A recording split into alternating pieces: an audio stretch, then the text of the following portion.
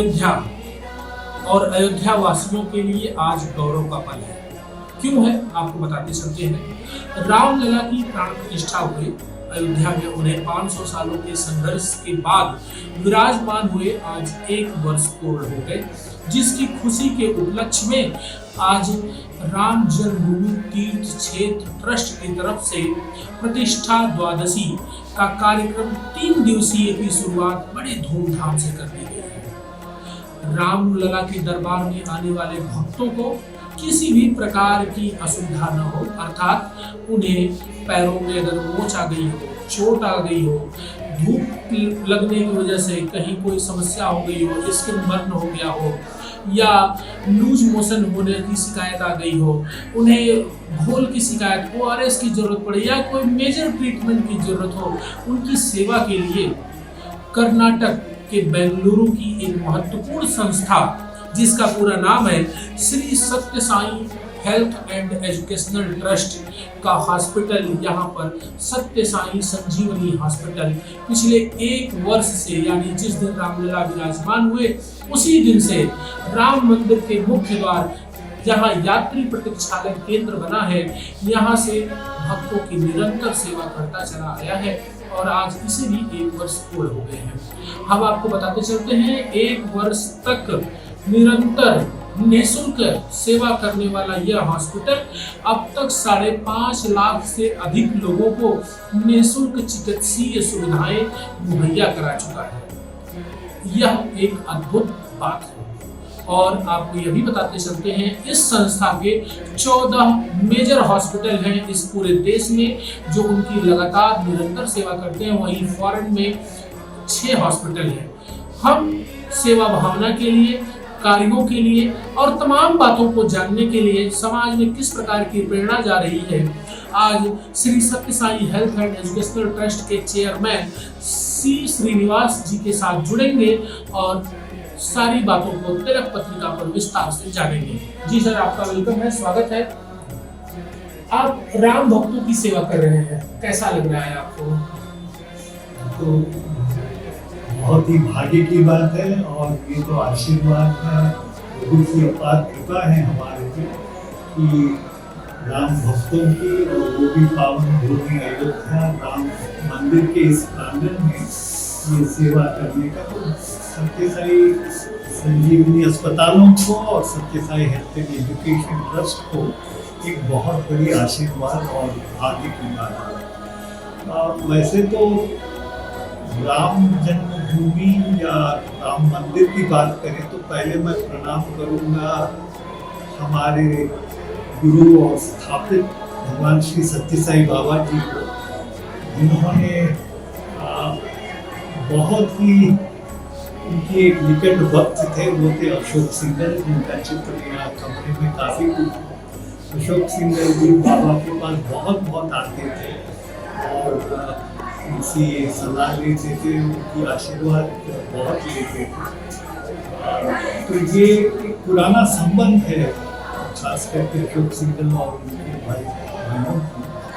तो जब ये बुलावा मुझे आया था राम जन्मभूमि तीर्थ क्षेत्र के अधिकारी श्री चंपत राय जी से कि मंदिर खोलने वाले हैं और 22 जनवरी 2020 को खुलने वाला है। आप तो स्वास्थ्य के केंद्र में बहुत ही सेवा प्रदान करते हैं।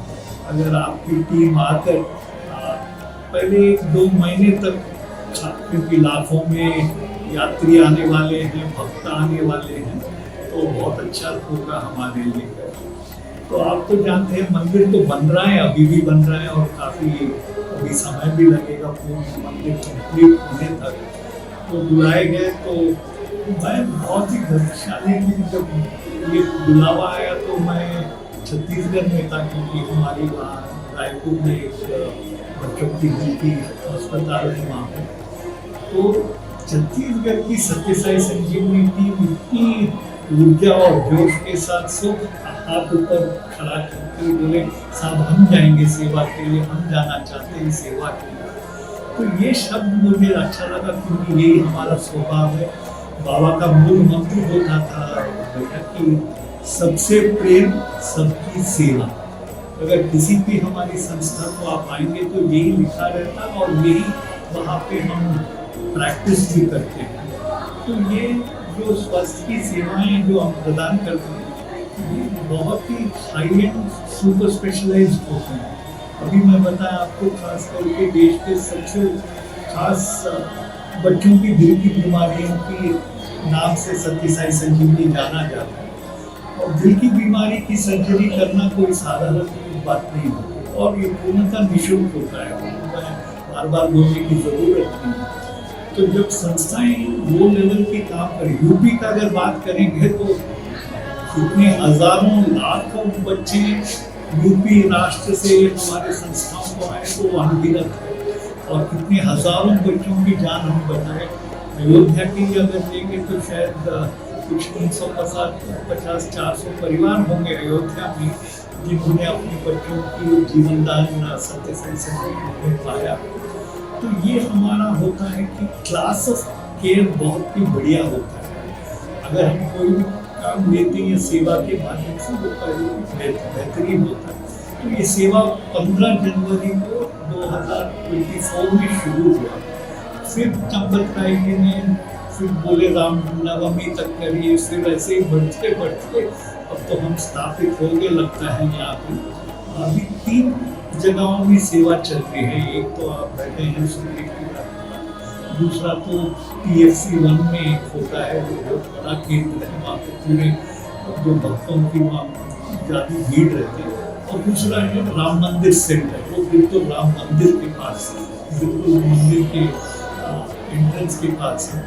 तो ये बहुत ही महत्वपूर्ण चीज़ है क्योंकि लाखों में भक्त लोग तो आते हैं अयोध्या और खास करके मंदिर में। तो जैसे आपने करेक्ट फरमाया, पहले तो इतनी गर्मी की मौसम थी यहाँ पे और जो आने वाले लोग हैं काफ़ी बुजुर्ग लोग भी होते हैं, उनको स्वयं ही बीमारियाँ होती हैं, तो दूर दूर से आते हैं, लोग थकावट महसूस करते हैं। तो एकदम गेट के पास आने के बाद उनको स्वास्थ्य की तुरंत ज़रूरत होती है।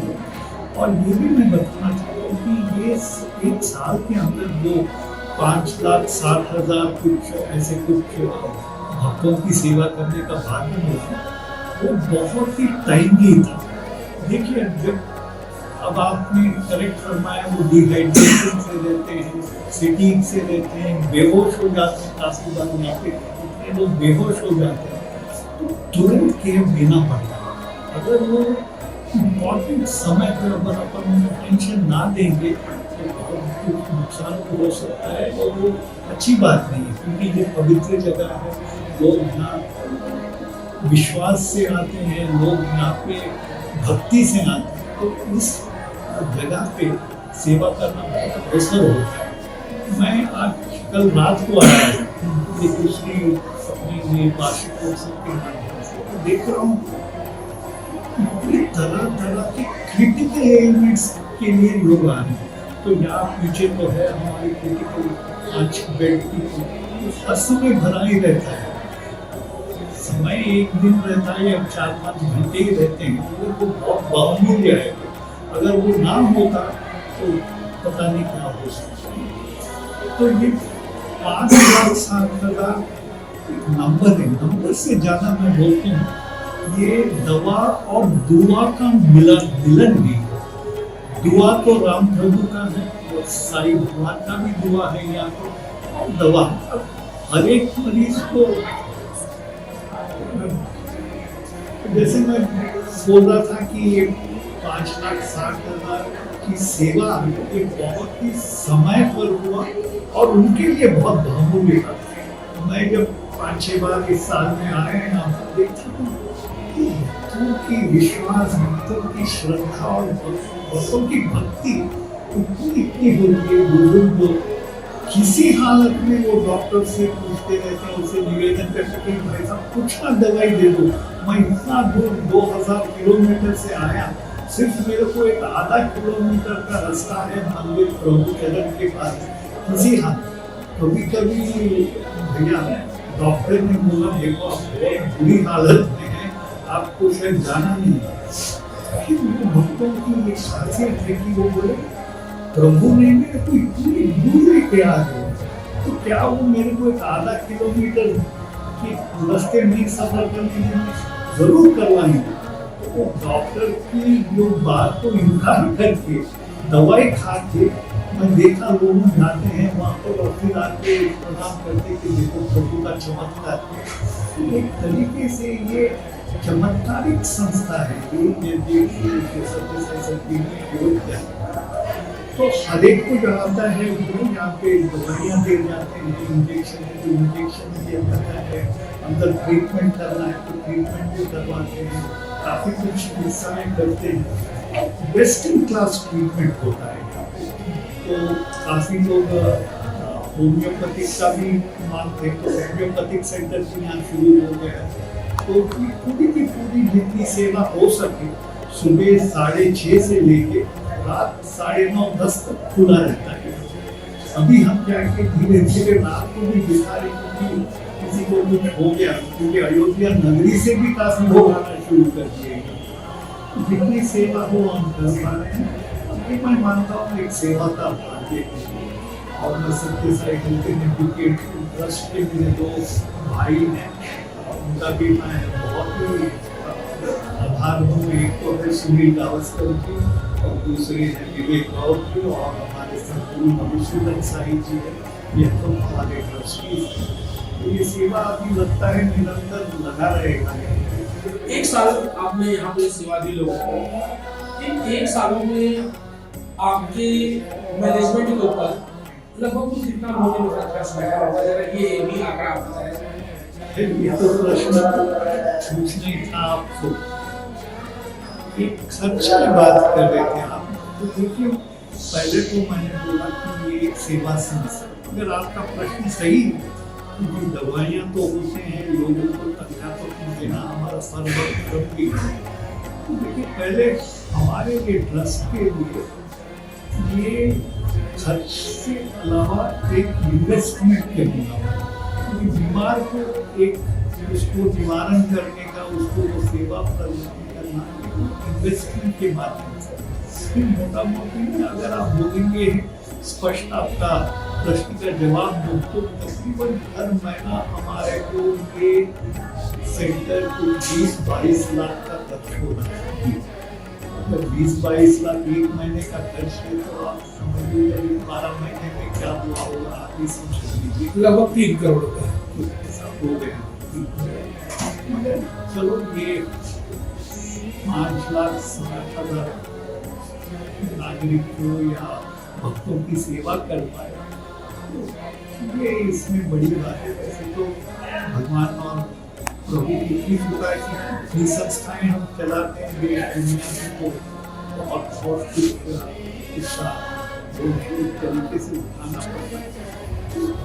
पूरी जो समाज है जब अच्छापन हो रहा है कहीं पे भी, समाज अपने आप में आपसे जुड़ते हैं और उनको भी ये सेवा का भाग्य लेने का एक अवसर होता है।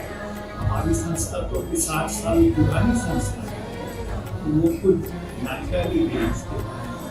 तो ये हुआ है एक सफर की कहानी। अभी आपने शुरुआत राम मंदिर से की है, अन्य जगहों पर आपकी सेवाएं चल रही है। क्या देश के कुछ अन्य प्रमुख मंदिरों में भी आपकी कोशिश रहेगी कि हम सेवा दें भक्तों को, जैसे तिरुपति बालाजी, कृष्ण जन्मभूमि, उज्जैन महाकाल, काशी विश्वनाथ, यही प्रमुख हमारे देश के मंदिर है, यहाँ के लिए भी आपका प्रयास है? देखिए हमारा इंग्लिश में एक कहावत है जिससे हम सेवा करते हैं, वो होता है सर्विंग द अनसर्व्ड।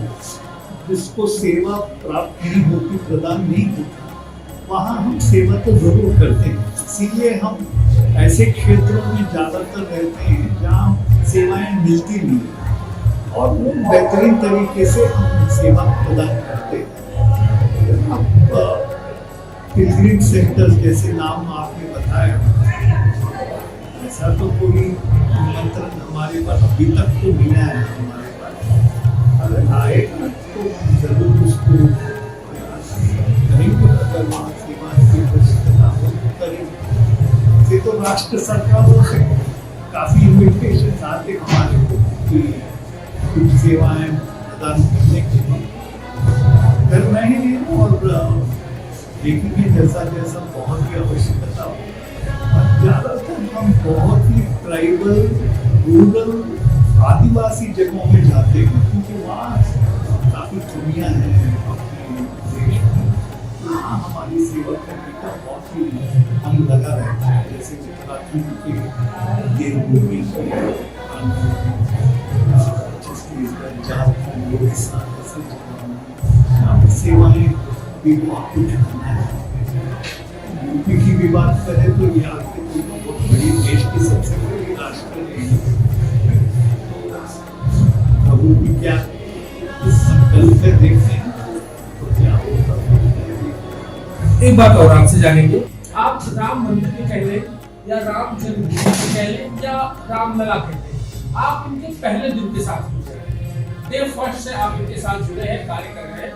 इसके बाद ही बीच में मंदिर परिसर में अस्पताल खोलने की जिम्मेदारी ट्रस्ट ने अपोलो ग्रुप को दे दी है। अपोलो हॉस्पिटल खोलने जा रहा है, आपको वो सुविधा नहीं दी गई।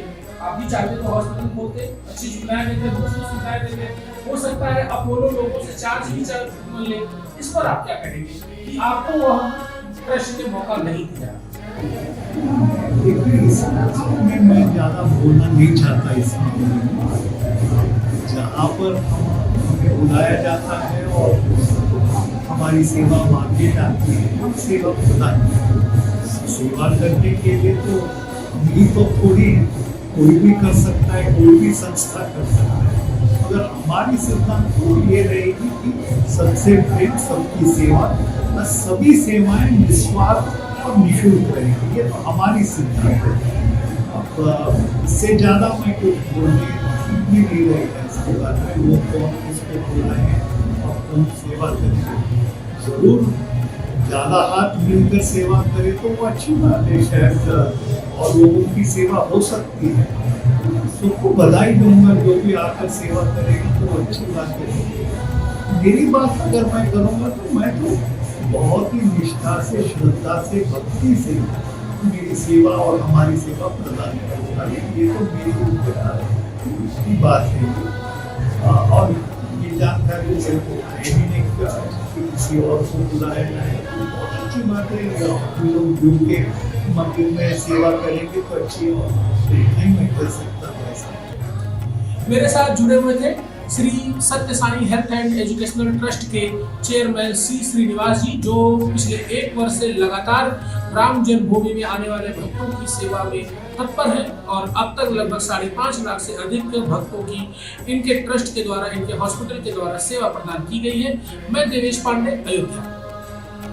श्री राम जय राम जय जय राम, श्री राम